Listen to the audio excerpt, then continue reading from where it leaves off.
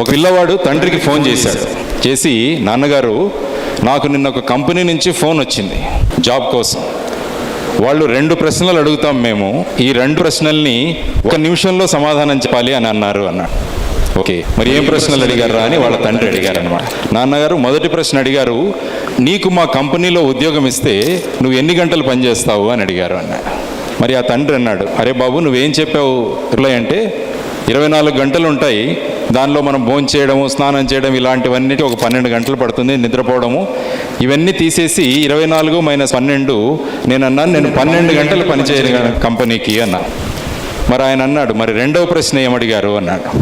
2వ ప్రశ్న వచ్చేసి, 10 సంవత్సరాల తర్వాత నువ్వు ఏమవుదాం అనుకుంటున్నావు, మా కంపెనీలో జాబ్ ఇస్తే నువ్వు ఏమవుదాం అనుకుంటున్నావు అని 2వ ప్రశ్న.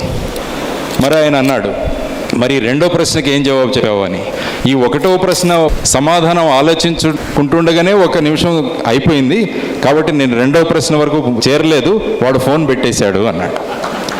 అప్పుడు తండ్రిని అడిగాడు కొడుకు, నాన్నగారు నాకు ఈ ఉద్యోగం వస్తుందా అంటారు. వాడు అన్నాడు, ఖచ్చితంగా నీకు రాదు అన్నాడు. మరి ఎలాంటి సమాధానాలు నేను చెప్పాల్సింది అని అడిగాడు అనమాట. సో ఫస్ట్ ప్రశ్న, నీకు గనుక నా కంపెనీలో ఉద్యోగం ఇస్తే ఎన్ని గంటలు నువ్వు పని చేయగలవు అంటే, దానికి బాబు నువ్వు 24 గంటలు పని చేయగలవు అని చెప్పాలి అన్నాడు. పిల్లవాడు అడిగాడు, నాన్నగారు 24 గంటలు ఎలా పనిచేస్తామంటే, ఎలా చెప్పాలంటే, నువ్వు భోంచేస్తున్నప్పుడు కూడా కంపెనీ గురించి ఆలోచిస్తుంటావు, నువ్వు స్నానం చేస్తున్నప్పుడు కూడా కంపెనీలో ఏం చేయాలన్నదే ఆలోచిస్తుంటావు, కాబట్టి నువ్వు నిద్రపోతున్నప్పుడు కూడా కంపెనీ గురించి ఆలోచిస్తుంటావు, కాబట్టి నేను 24 గంటలు కంపెనీ కోసం పనిచేయగలనని నీ సమాధానం ఉండాలి అన్నాడు.